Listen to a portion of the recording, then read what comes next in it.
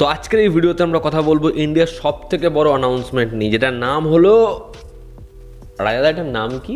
High, আমি রূপম। এখন কথা হবে নেটফ্লিক্সের আপকামিং সিরিজ, শো, সিনেমা, পুরোনো সিজন যেগুলোর অ্যানাউন্সমেন্ট 2025-এর আপকামিং যে কাজগুলোর অ্যানাউন্সমেন্ট গতকাল রাতে হয়ে গেছে, সেখান থেকে আমরা শুধুমাত্র একটা টিজার নিয়ে কথা বলেছি। এখনও বাদ বাকি 22টা কাজের অ্যানাউন্সমেন্ট নিয়ে কথা বলা বাকি। তো চলো আজকের ভিডিও শুরু করা যাক। হ্যাঁ, টোটাল তারা 23খানা কাজের নাম ঘোষণা করেছে, যার মধ্যে 6খানা হচ্ছে পুরোনো সিজনের কন্টিনিউয়েশন এবং বাদ বাকি নতুন সিনেমা, নতুন সিরিজ। তো কেমন লাগলো এই আপকামিং কাজগুলোর গ্লিমস? কয়েকটা টিজারও ড্রপ করা হয়েছে ইন্ডিভিজুয়ালি, সেগুলো কেমন ছিল? তো চলো আজকের ভিডিও শুরু করা যাক। আমরা প্রথমেই কথা বলবো যে কাজটার জন্য আমি খুব এক্সাইটেড, সেটা হচ্ছে জুয়েল থিফ। এটা একটা সিনেমা। হ্যাঁ, এই ছবিটা প্রডিউস করেছে সিদ্ধার্থ আনন্দ এবং এখানে দেখানো হচ্ছে একটা রেড ডায়মন্ড, সেটার জন্য পড়ে রয়েছে জয়দীপ আহলাওয়াত এবং সে হায়ার করছে কাকে? সাইফ আলি খানের ক্যারেক্টারকে। সে কিভাবে এটাকে চুরি করবে এবং কিভাবে সে উড়ন্ত ফ্লাইট থেকে গায়েব হয়ে যাবে, এর থেকে বেশি জানতে হলে আমাদের পরবর্তী সময় ট্রেলারের জন্য অপেক্ষা করতে হবে। তবে এখানে যেরকম অ্যাকশন সেট পিসেস, যেরকমের স্টাইলাইজেশন এবং এরকম ধরনের ক্যারেক্টারে, যে ক্যারেক্টারটা খুব শার্প, খুব চালাক, খুব সাতির, এরকম জায়গায় না সাইফ আলি খানকে হেভি লাগে। মানে এস ফ্র্যাঞ্চাইজিতে দেখো ওকে, এজেন্ট ভিনোতে দেখো ওকে, খুব ভালো লেগেছে, ফ্যান্টামে দেখো ওকে। তো আমার মনে হয় এখানেও সে খুব ভালো কাজ করবে এবং ছবিটা ভালোও হতে পারে। এবং সাপোর্টিং কাস্টেও যারা রয়েছে, যেমন বাণী কাপুর, যেরকম এর লুক অ্যান্ড ফিল, সেটা বেশ ভালো। আশা করছি ছবিটা ভালো হবে, ছবিটা ধ্যারাবে না এবং এর অ্যাকশন আমাদের খুব মজা দেবে। এরপর হচ্ছে ওয়াইআরএফের ম্যান্ডেলা মার্ডার্স, নতুন সিরিজ।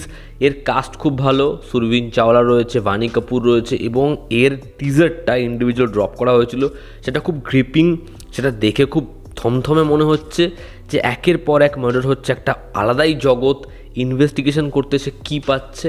তো এই যে মিস্টিরিয়াস ওয়ার্ল্ডটা, সেটা যখন আনফোল্ড হবে আমরা কী সারপ্রাইজেস পাবো। আপাতত টিজারটা ভীষণ ইন্ট্রিগিং। এরপর কথা হবে সারে জাহাঁ সে আচ্ছা। নেটফ্লিক্সের এই অ্যানাউন্সমেন্টের সব থেকে যে টিজারটা আমাকে হুক করেছে, আমার ব্যাপক লেগেছে জাস্ট, সেটা হচ্ছে এই টিজারটা। এর লুক অ্যান্ড ফিল জাস্ট অন্য লেভেলেই। এবং এর কাস্টের মধ্যে আমরা প্রতীক গান্ধীকে দেখতে পাচ্ছি, তারপরে হচ্ছে সানি হিন্দুজাকে দেখতে পাচ্ছি, তিলোত্তমা সোমকে দেখছি। তো এখানে কথা বলা হচ্ছে স্পাইদের, যে কোনো দেশে সবথেকে বড় অ্যাসেট কি? পরমাণু বোমা, কামান, বন্দুক, উইপন কি না ইনফরমেশন। তো যেরকমভাবে সিকোয়েন্সটা দেখানো হচ্ছে, ফ্লাইট যাচ্ছে, সেটার একটা করে পার্টস ভেঙে পড়ছে, যেরকমভাবে এরা পরমাণু বোমা পাচ্ছে সেটাকে চেক করছে, দারুণ লাগছে দেখতে। খুব সামান্যই রিভিল করা, তবে লুকস ভীষণ প্রমিসিং এবং কাস্ট খুব ভালো। আশা করছি এই শোটা খুব ভালো হবে। এরপর হচ্ছে ডাব্বা কাটল, গাজার ব্যবসা, ওই চক্র। এটা আগেও অ্যানাউন্সমেন্ট হয়েছিল, আমরা কয়েকদিন আগে টিজার দেখেছি। তো এটা নিয়ে আমি আলাদা করে কিছু বলছি না, এবার তো শোটা দেখার অপেক্ষা। পরবর্তী কাজ ধুমধাম, এটা নিয়ে অলরেডি আমরা কথা বলেছি। ইয়ামি গৌতম, প্রতীক গান্ধীর, দেখার এই কাজটা হয় কেমন। এরপর হচ্ছে রাজকুমার রাও এবং সানায়া মালহোত্রার টোস্টার। এই টিজারটা বস আমার হেভি লেগেছে এবং তোমরা বলো এরকম ধরনের লোককে তোমরা দেখোনি? এত কিপটে একটা গিফট দিয়েছে, সেটার দাম 6,000 টাকা, 6,500 টাকা, 7,000 টাকা এবং সেটা সে বাড়িয়ে বলছে। এবং যখন বিয়ে ভেঙে যাচ্ছে সে টোস্টার নিয়ে পড়ে যাচ্ছে, সেই টোস্টারটা আলটিমেটলি কোথায় পৌঁছাচ্ছে। এবং এই নিয়ে একটা ফান রাইড। আমার টিজারটা মস্তির লেগেছে এবং রাজকুমার রাওয়ের কমিক টাইমিং সেরা, জাস্ট সেরা। এরপর হচ্ছে সুপার সুব্বু, এটা আপকামিং তেলেগু সিরিজ।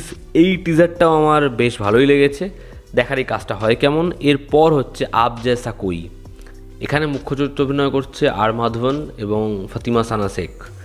তো এর যে গ্লিমসটা, সেটা না সব থেকে আমার মনে হয় খুব, হয় না যে হৃদয় স্পর্শ করে যায়, খুব স্লো বার্ন, দেখতে ভালো লাগছে। তো কাইন্ড অফ সেরকম হচ্ছে এই টিজারটা, যেখানে আর মাধবন এবং ফাতিমা সানা শেখ দুটো মানুষ দুটো জায়গা থেকে বিলং করে, দুজনের পয়েন্ট অফ ভিউ, জীবন দেখা একদম আলাদা, কিন্তু দুজন একে অপরের সাথে কীরকমভাবে অ্যাট্রাক্ট হচ্ছে। আর যেরকমভাবে টিজারটা শুরু হয় ওই বইয়ের ফাঁক থেকে দেখা, বা একদম শেষে ওই রিং বাজানো, কাকে চায়, এবং এর মাঝখানে যে কনভারসেশনটা হয়, যেরকমভাবে ওই ট্যাক্সি করে নামা, যেরকমের লুক অ্যান্ড ফিল, যেরকমের মিউজিকটা এবং দুজনের যেরকম ধরনের কেমিস্ট্রি, যেরকম সংলাপ, আমার টিজারটা ভীষণ ভালো লেগেছে। এরপর হচ্ছে নাদানিয়া, যেখানে আমরা সাইফ আলি খানের ছেলে এবং বনি কাপুরের মেয়ে এদেরকে দেখতে পাবো।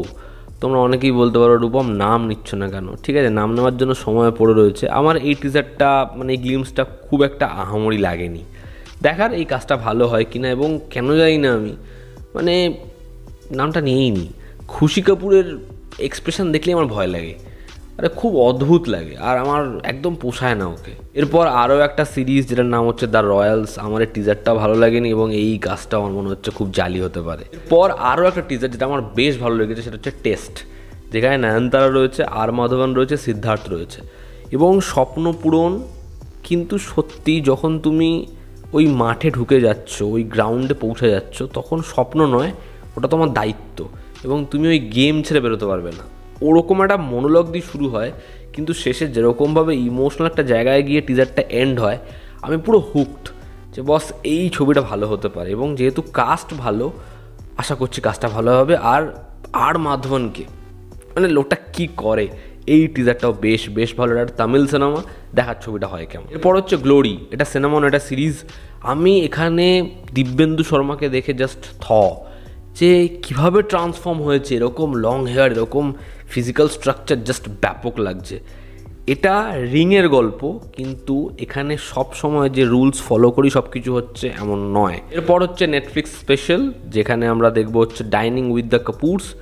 যেমন এর আগে চোপড়া হোক, রোশনস হোক, রাজামৌলি স্যারের, এদের যেরকম ধরনের গল্প আমরা দেখতে পেয়েছি, ঠিক সেরকমই আরও একটা আসবে কাপুরসে। দেখার সেটা হয় কেমন, আমি এটা নিয়ে খুব বেশি এক্সাইটেড নই। যদি সেটা রাজ কাপুরের গল্প বলতো, রাজ কাপুরের ফিল্মের জার্নি বলতো, আমি তাহলে এক্সাইটেড থাকতাম ডেফিনেট। এরপর হচ্ছে আক্কা, আমি এই টিজারটা নিয়েও বেশ বেশ এক্সাইটেড। একদম অন্যই একটা জগৎ দেখাচ্ছে যেটা রুল করছে মেয়েরা, এবং কাট্টা থেকে শুরু করে কিভাবে প্রত্যেক জিনিস এরা নিজেদের পকেটে রাখে, সেখানে সিস্টেম বলতেও এরা, এবং এদের এগেইনস্টে কারা রয়েছে। যেখানে রাধিকা আপ্টে একজন মডার্ন মেয়ে, বাট তাও সে রূপান্তরিত হচ্ছে, এবং কীর্তি সুরেশকে যেরকম দেখতে লাগছে, এর ব্যাকগ্রাউন্ড স্কোর, এর অ্যাম্বিয়েন্স যেরকমভাবে শ্যুট করা, ব্যাপক।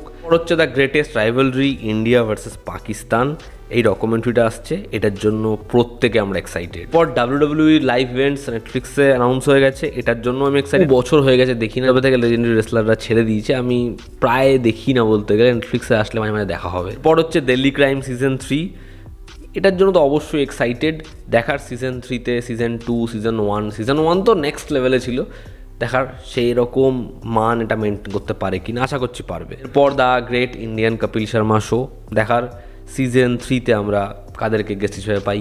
এরপর রানা নাইডু সিজন 2, এখানে অর্জুন রামপালকে যেরকমভাবে প্রেজেন্ট করেছে, বস এবার কিছু হবে দেখার, এবার বাওয়ালটা কী লেভেলে হয়। এরপর কহড়া সিজন 2, এর যে ক্রিয়েটার সুদীপ শর্মা আমার খুব পছন্দের একজন ক্রিয়েটার, এবং এখানে যেহেতু মোনা সিং এখানে নতুন এডিশন, এখানে বরুণ সপ্তি খুব ভালো একজন অ্যাক্টার, তো দেখার এবার ইনভেস্টিগেশনটা কোথায় যায়। এবং কহড়াতে কিন্তু সুন্দর একটা সম্পর্কের গল্প উঠে আসে, রিলেশনশিপটা ব্যাপকভাবে কিন্তু ওয়ার্ক করে, দেখার এবার ইনভেস্টিগেশন এবং ড্রামাটা কীরকমভাবে ব্লেন্ড হয়। তারপর বীর দাসের ফুল ভলিউম, দেখার এবার বীর দাস কতটা আমাদের মজা দিতে পারে। এবং খাকি দ্য বেঙ্গল চ্যাপ্টার নিয়ে আমরা অলরেডি ইন্ডিভিজুয়ালি কথা বলেছি, এখানেতেই কথা বলছি না। এবং শেষে হচ্ছে the bads of Bollywood, new series by Aryan Khan. এর যে অ্যানাউন্সমেন্টটা, সেটা আমার ব্যাপক লেগেছে, সেরা লেগেছে, মস্তির লেগেছে। যেখানে আমরা শাহরুখ খানকে দেখছি, সে শট দিচ্ছে এবং ক্যামেরার পিছন থেকে একের পর এক শট, একের পর এক টেক কাট হচ্ছে, এবং পরবর্তী সে সব রকম ট্রাই করে ফেলেছে। এবং ওটার মধ্যে যে মজাটা আছে সেটা কিন্তু সত্যি ব্যাপক। এবং যখন সে বলছে যে তারা বাপকারা আছে, তখন আমরা আরিয়ান খানকে দেখতে পাচ্ছি, এবং যেরকমভাবে ও তাকাচ্ছে, যেরকমভাবে হাসছে, মানে বাবার ছেলের যে কেমিস্ট্রিটা, সেটা তো বারংবার ভয়েস ওভারে অডিয়েন্স পছন্দ করেছে। এবং জওয়ানের ওই যে একটা ডায়ালগ, সেটা ব্যাপকভাবে ওয়ার্ক করেছে। এবং এখানে সেটা যেরকমভাবে আসছে না, দারুণ, জাস্ট দারুণ। এবং শাহরুখ খান তাকে চুপ করাচ্ছে, নিজে সেটা পুরোপুরি ডিজাইন করছে, নিজের মতো বলছে, এবং দেন আরিয়ান খান বলছে রেকর্ড হয়নি। এবং ওই যে পুরোপুরি বিষয়টা, যে বেটেকেও হাত লাগানে সে পেহেলে, যেরকমভাবে উঠে আসলো, খুব ভালো লাগছে। আর এসআরকে কি দেখতে লাগছে। তো যতগুলো অ্যানাউন্সমেন্ট হয়েছে, সবথেকে হাটকে এটা, সবথেকে মজাদার এটা। এবং শাহরুখ খান এবং আরিয়ান খানকে একসাথে দেখা, শাহরুখের ওই যে অ্যাপ্রোচ, তার যে স্টাইলাইজেশন, সেটাকে কাজে লাগানো কিন্তু হিউমারের সাথে, এটা ভীষণ ভালো। আমার খুব মস্তির লেগেছে। নেটফ্লিক্সে ফাইনালি শাহরুখ খান এবং আরিয়ান খানের কোলাবোরেশন আসছে, দেখার দ্য ব্যাডস অফ বলিউড এই সিরিজটা হয় কেমন, এই কাজটার জন্য ডেফিনেটলি এক্সাইটেড। তো এই ছিল আমার রিয়াকশন আপকামিং নেটফ্লিক্সের এই কাজগুলো নিয়ে। তোমাদের কি অপিনিয়ন জানিও, জনতা আমাদের পাশে আছে। আবার দেখা হচ্ছে। ঠিক।